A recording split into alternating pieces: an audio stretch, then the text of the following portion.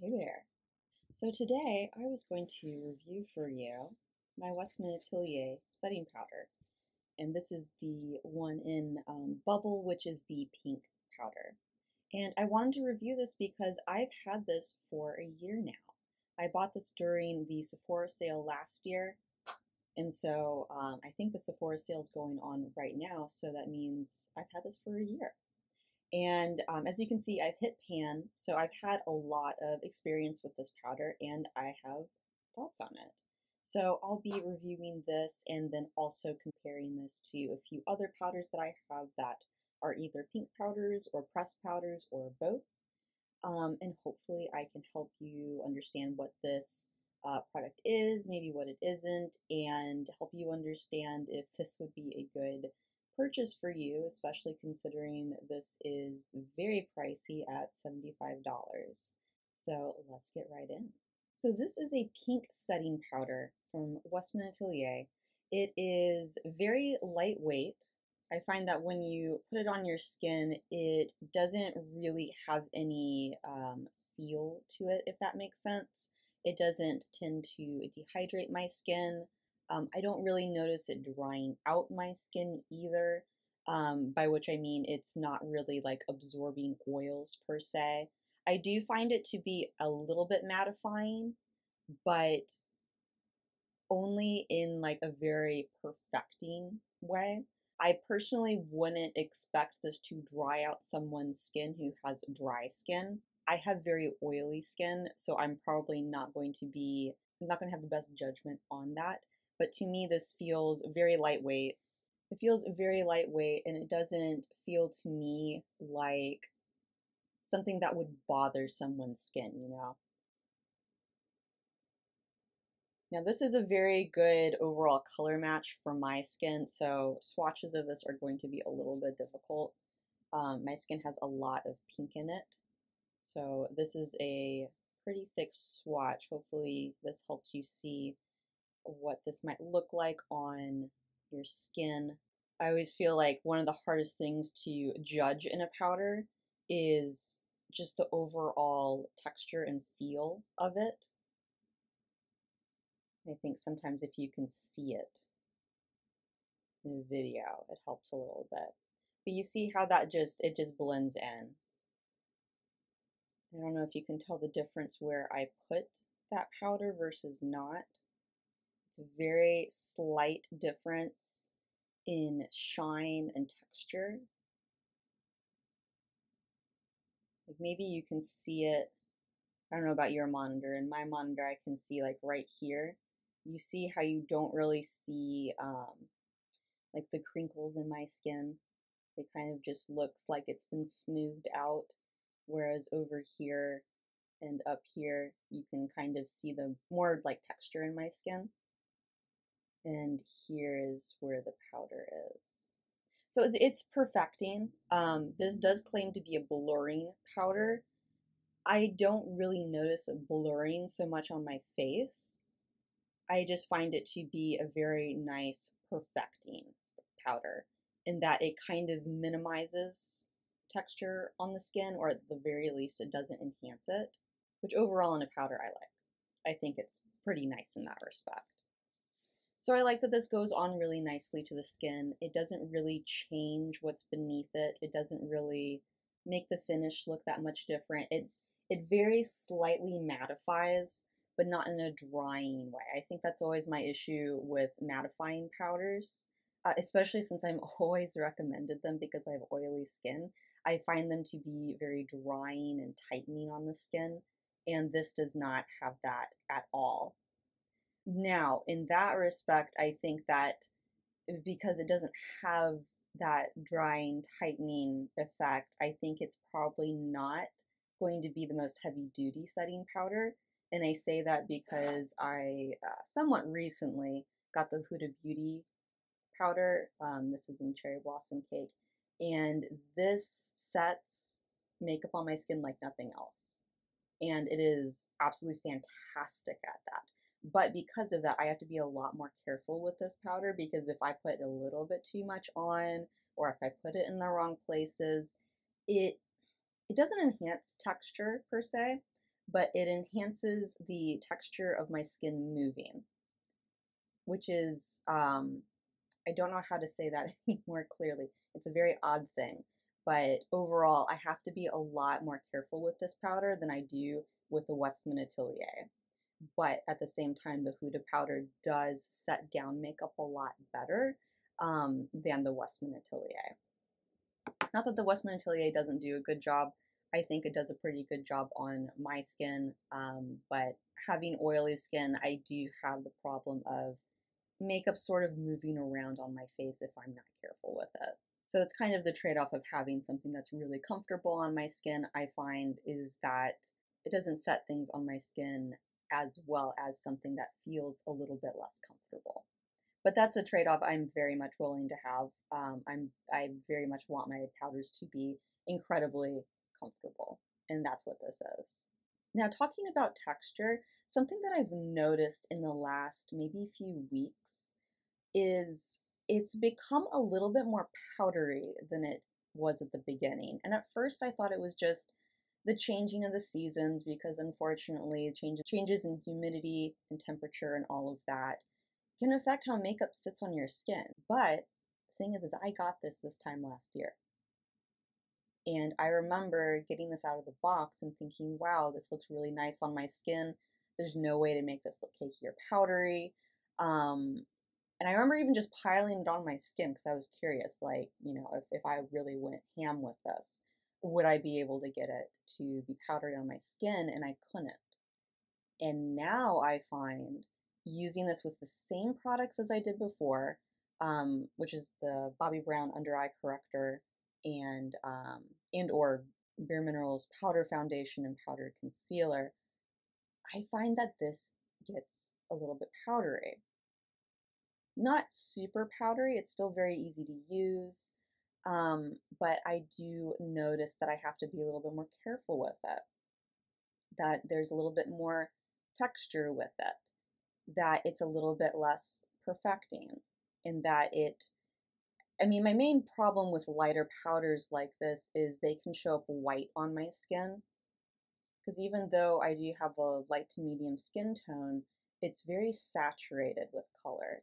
So anything that has a white base, especially a powder, has the possibility of showing up on my skin showing that white base. And that's usually my issue with translucent white setting powders, is they will show up as white on my face. They'll show up as powdery. And I've been having that problem with this powder when I didn't before. And I find that strange because right now I'm probably at like the lightest my skin gets. Like I don't really have any sort of a tan. So I don't think it's my skin tone changing. I think it's the powder. And that brings me to a somewhat unfortunate thing about this powder and the Westman Atelier brand in general is this falls under the category of clean beauty, which is a term I don't like. It's I guess, a movement I don't particularly care for, where brands tend to formulate products without unclean substances such as preservatives, which I could probably do a whole video about that, and I wouldn't have very much nice to say. But suffice to say, this powder is not going to have the longevity of other powders because of the way that it was formulated. And I believe this has a 12-month, I don't know if you can see that on there. It has a 12-month shelf life once opened. And it is at the end, or we're a little bit over 12 months at this point. And it's starting to have texture changes. Now, there's no changes to the smell. There's no particularly weird changes in the pan. So I don't think it has anything growing or anything. I think the product's just going off. I have a lot of feelings about that because this is expensive. This is a $75 product. Now, part of the reason I got this was because this is supposed to have refills to go with it. This is a refillable component, and it's a really nice component. And I'll talk about that in a little bit, just how nice this component is. But this is $75. And I don't know what the refill's going to cost. But let's say I didn't have any of my other powders. I probably would have gone through this in a year. I probably would have used this up. I might have used this up in less than a year, actually. And so then I might not have had to deal with the texture change issue, but I wouldn't have been able to get a refill. They don't have them yet. So what am I supposed to do if I'm a consumer who has used this within the correct shelf life? Am I supposed to go and buy a whole nother $75 package? Because I'm not going, I would never do that. That's silly. Because as much as I don't like to view makeup as an investment, I did consider this purchase an investment because I made the decision that, okay, I'm probably going to end up buying a refill for this every year. And I was okay with that. And it seems like that's necessary. If you want to use this powder, you need to use it up within a 12-month period. And it's kind of sad because if I had been all in on this powder and I had used this up and I was sitting here with a empty package, I wouldn't be able to refill it. And I'm also curious to see what the refill will actually cost. This is $75, but the packaging is really, really nice. It's really luxe. It's very heavy. So I was kind of hoping that the refill would probably be around like $30. I don't know if that'll be true though. So as you can kind of tell with my tone, I'm not entirely happy with this purchase with this powder. And a big part of it is the lack of availability of the refills. Because this has been out a few years now, I believe. And so for the customers who enjoy this powder, what are they supposed to do? Are they just supposed to go and buy a whole new thing every time? That doesn't seem very sustainable. That kind of goes against the design of this product. So I think that's strange. And I thought that that was worth noting. But I feel like I'm also getting off on a tangent there. But overall, very much enjoyed this powder when I first got it. Very weightless. Didn't enhance any texture, wasn't drying or dehydrating in any way. It didn't really change the look of your makeup, although it did have like a slight perfecting quality to it. I would not call it blurring, but a little bit perfecting. But now, a year later, I am noticing texture changes in the product. It seems to go on a little bit more powdery. It seems to show up on my skin a little bit more white. And I'm unimpressed by that. The 12-month shelf life on this is correct. I would not purchase this and plan on using it for more than a year. I think that you might be disappointed in the texture changes after a year, the way that I am. But if you use it up in a year, I think this can be a nice product because I have quite a few other powders and not any of them are particularly close to this. Everything else is a little bit more drying or a little bit heavier or just a bit different. Although I will say one of my friends did recently get the M Cosmetics, the new powder from M Cosmetics. I believe it's called Portrait Mode. And it has a very similar look and feel in the pan to this powder. And the couple of times that I've used it over at my friend's, it really does remind me of this powder. Now, I don't know very much about M Cosmetics. I don't know if that's a clean formula. So I don't know if this has the same drawbacks as this particular powder. But if you find that you've been able to swatch this in store and you really like this powder, you like the weightlessness of it, you like its slight perfecting ability, and maybe you don't care about it being pink or whatever other color Westman Atelier carries, and you're okay with just that beige tone that M Cosmetics came out, maybe check that one out because it's way less expensive than this one. And in the couple of times I've been able to use it, it seems to perform the same way that this did before the texture changes. So let's talk about the packaging, because I think that the packaging is a big draw for this product. And frankly, if you're not into this packaging, if you're not into the very heavy metal weight of it, I really don't know if it's worth getting this product. This is a really big part of the product, and I think it's a really big part of the price point is this. And I will say this is probably the most luxe component that I own. And I think that the only other components that I have that have a similar weightiness to them are this lipstick component from the History of Woo, which is also very weighty. It has that nice metal weight to it. And then this highlighter case from Pat McGrath Labs. This has a very similar like feel to it. Like this is probably the same kind of material. So if you really like the weight and look of this highlighter from Pat McGrath, you may enjoy this packaging from Westman Atelier. And I still do like this packaging a lot. I will absolutely be keeping this. I mean, it cost me a lot of money, so of course I am. But I do enjoy it. I think that there are a couple of drawbacks on it, especially this being a setting powder. One thing that I don't love about this is the pan size.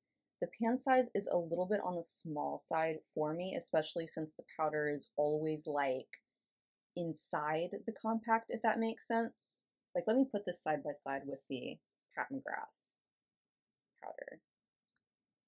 Pat McGrath powder, I think, has about the same pan size. Yeah, they're about the same. But the Pat McGrath powder sits outside the pan a bit. It's a domed powder. Now, I've gotten through about a third of the powder, but the powder more or less sits outside the pan. So if you use large brushes, like I do, it's very easy to tap the brush down on the powder and not have to rub it against the compact in order to get powder out.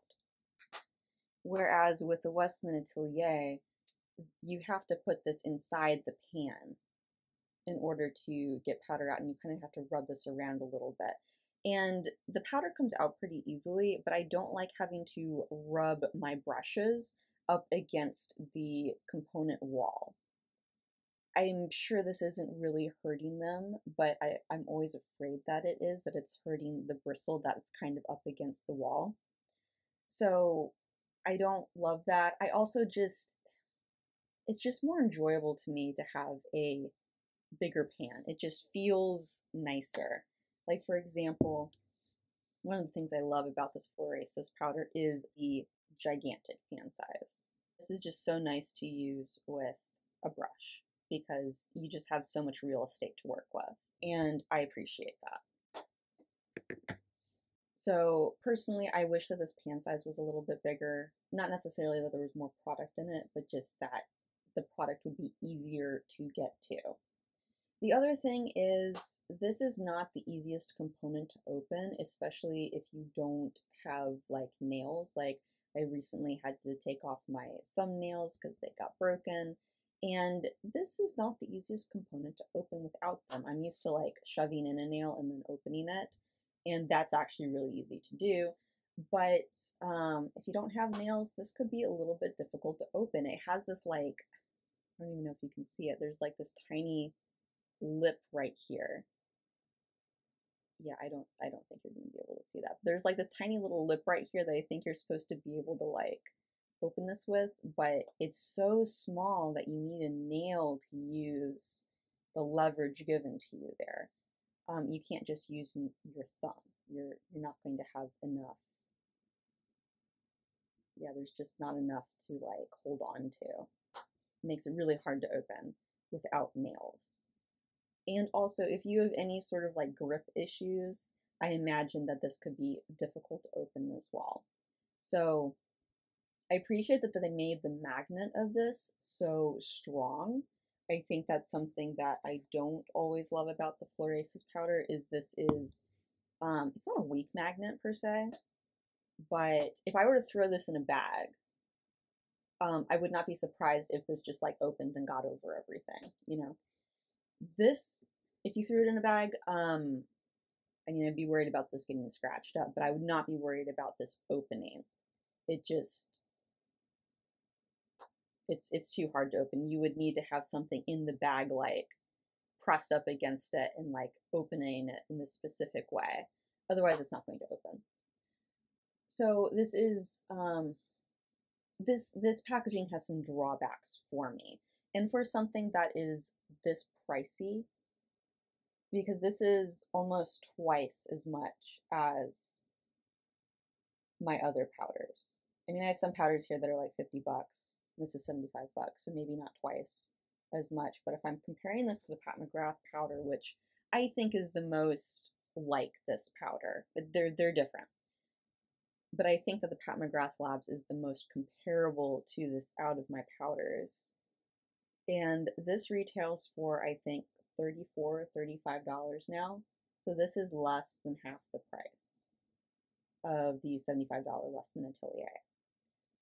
And I don't think I could recommend the Westman Atelier over the Pat McGrath Labs.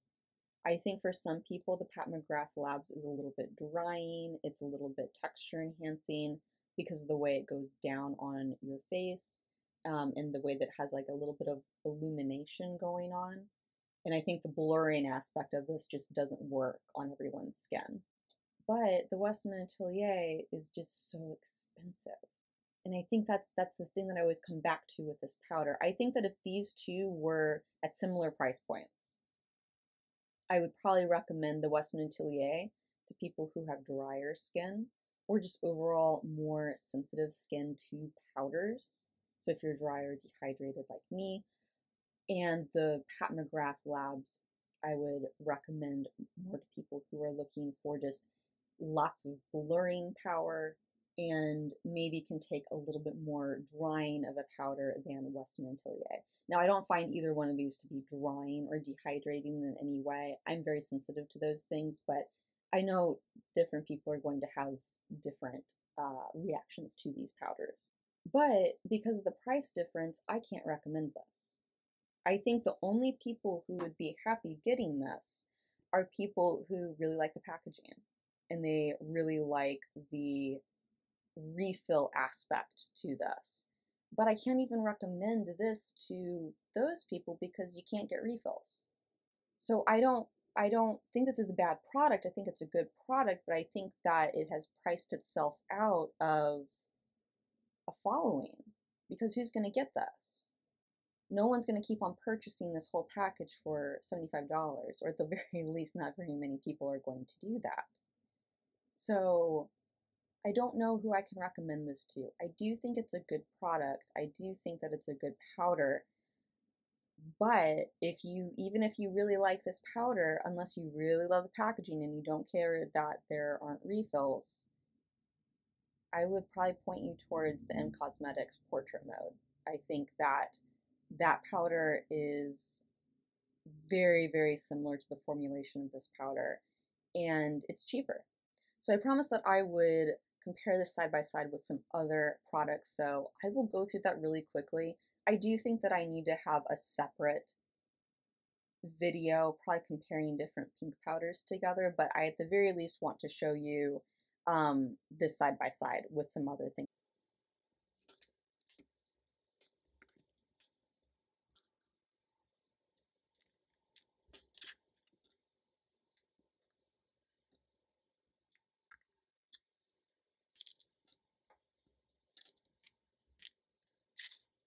All right, so here are all the powders that I wanted to compare to the Westman Atelier. And let me go around and just say what all of these are first, and then I'll start comparing them. So this one is the Pat McGrath Under Eye Blurring Powder in yellow, the Westman Atelier Setting Powder in Bubble Pink. This is the Florasis, what is this called, Peach Powder? Peach Blossom Silk Powder in this sort of split format where you have pink on one side and green on the other. I believe that this is discontinued. This is the e.l.f. Halo Glow Setting Powder in pink, the Hourglass, what are these things called? This is the Hourglass powder in Mood Light, and then this is actually a blush from Hourglass in Ethereal Glow. I don't really use it much as a blush. It just doesn't have enough pink pigment in it for me, but I do like it as a finishing powder. And I wanted to give you like a visual of how pink things are next to each other, because sometimes I find that people will call things pink powders, but they're not very pink. And I think case in point is this e.l.f. Halo Glow powder. This is in the pink color. I find this to be a beigey peach color. It's not very pink to me. There's other aspects of it that I don't like, but I don't find this to be very pink. And I find that the color that works really well for me is this level of pink that I get from the Westman Atelier, and also what I get from the Huda powder as well. And I think that's part of the reason that I really switched over to mostly using the Westman Atelier powder when I first got this, because the color just works for me really well. Regardless of the formula, the color of it works really nicely with my skin tone. Whereas the Pat McGrath powder that I have in yellow it's too yellow for my skin. It just, the color of this doesn't work that well for me. Now I did originally get this in light, which is the color that's very white in the pan, and it showed up as white on my skin. And the medium is too deep, so for a long time I've just been using this yellow. I am going to get the pink one at some point, but I'm a little bit afraid that it's going to be too light or too white, but we shall see. I'm going to end up getting it anyway, because this is overall my favorite powder in terms of formula. But the Westman Atelier was a close second until it started having texture issues. And the color worked for me really well. So for a long time, the Westman Atelier was my favorite setting powder, and just all over my favorite powder. Now, I have more recently gotten the Huda powder, and I don't find that I can use that with the same versatility as these two powders, because the way that it sets things down is just so extreme that even though it is blurring in its own way, in a very different way from the Pat McGrath, it makes things stick to my skin a little bit too well in a way that the texture of my skin movement is enhanced. This almost seems to bunch up my skin or make my skin look tighter than it is, and it's not the most flattering. Now, I can use this on top of one of these two powders and get the setting effect of this without that sort of weird side effect, and that's usually what I do. I've actually been pairing it with the Westman, or not the Westman Atelier, with the Pat McGrath, and it works really nice. These two together, the formulations work really nice together. However, when I first got this, I actually didn't like it because I was using it either alone or with the Westman Atelier. And the Westman Atelier does not play well with the Huda powder. For whatever reason, if I use the Huda powder on top of the Westman Atelier, it makes it seem more powdery, and it also seems to take away the blurring aspect of the Huda powder. Like when I first got this Huda powder, I had no idea what people were saying when they were saying that it was blurring. I didn't find it blurring at all. But I think it was actually using it with the Westman Atelier that made it not blurring, and it makes me wonder if maybe the Westman Atelier was going off sooner than what I thought. Or maybe they just don't play well together. I'm not quite sure. But I think that these three are all lovely setting powders. It just depends on what you want and, of course, what you're willing to pay. Now, I've mostly brought out these four other powders just for like a visual comparison with everything else, so you get kind of, you know, what's pink and what's not. But one thing that I did find funny is when I got the Westman Atelier powder, I didn't use my Florasis powder very much anymore. And I think it's because the Westman Atelier, because of the pink color of it, kind of negates the reason for me to use this powder, because the Westman Atelier will do the color correcting that this powder does without me needing a second powder. So even though I have all of these different powders and I enjoy having a lot of different powders, I am going towards trying to have sort of like one or two powders that do most things for me. And I think that having this Westman Atelier powder has shown me that I really prefer to just have a pink powder that's a really good setting powder that I'm going to use for most everything. Because even though I have all these other powders and I enjoy having different finishes to choose from, most of the time I'm just using this powder. And I'm just using this for setting, and I enjoy the finish, so I stick with that. And I find that these two have actually a pretty similar finish, but at the same time, the Westman Atelier doesn't have the slight drying aspect of the Florasis. This is a much thinner powder than the Florasis. The Florasis it's a little bit more thick than this one. I think in terms of feel, it's going to feel a little bit more like the Pat McGrath powder.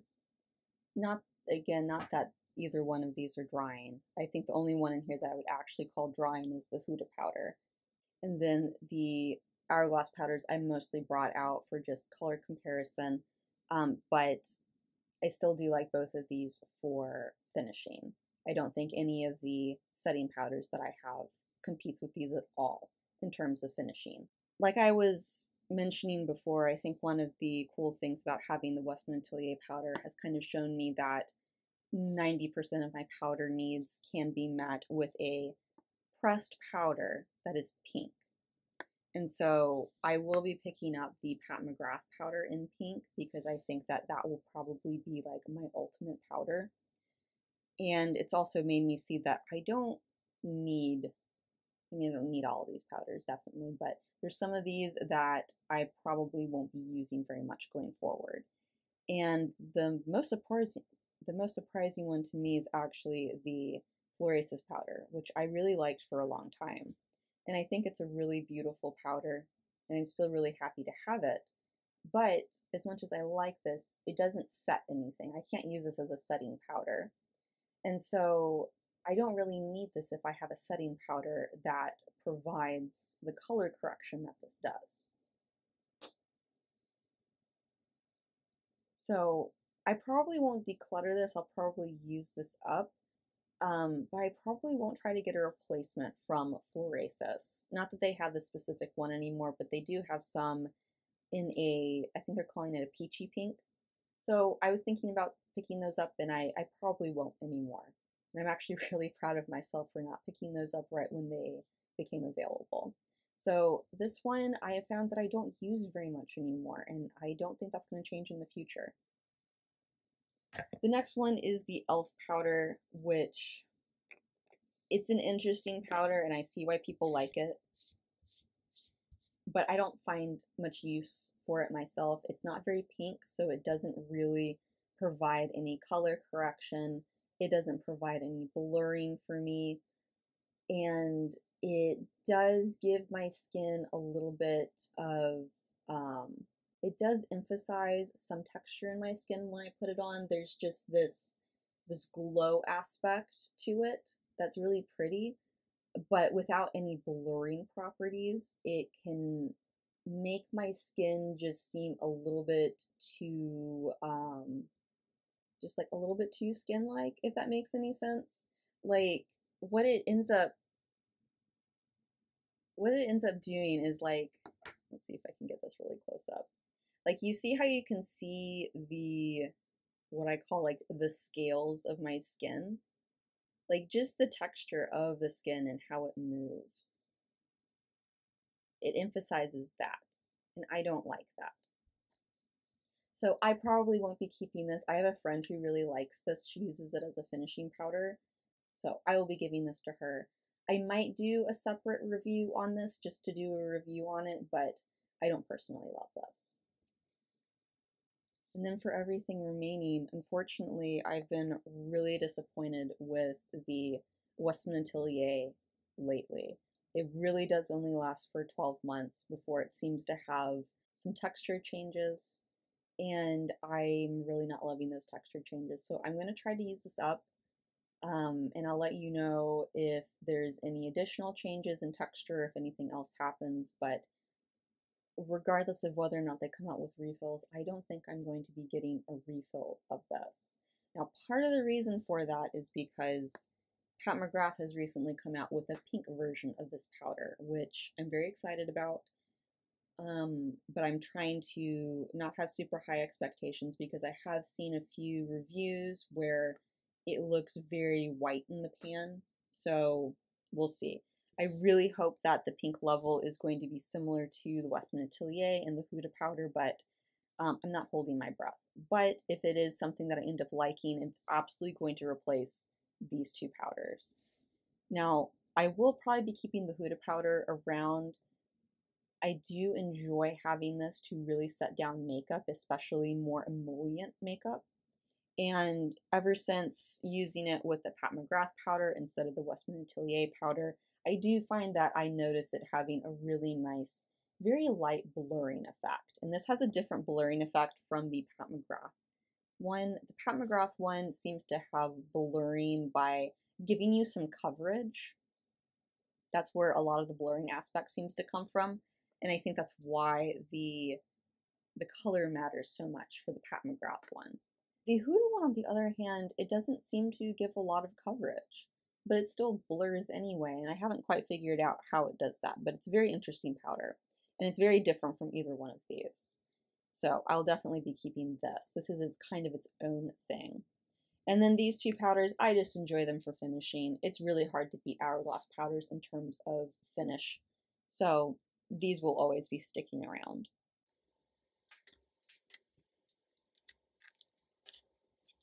So I hope those comparisons were helpful, and I hope this review answered some questions for you about this powder, whether or not it's worth the price, whether or not you should pick it up, or, what other things there are out there that you could get instead. So let me know if you have any additional questions. I've tried to include everything in this video, but I'm sure I've left something out. So let me know if you have questions below. I am absolutely happy to answer them. And for those of you who made it to the end of this video, thank you so much for sticking around. I really appreciate it. And I hope to see you in the next video. Bye for now.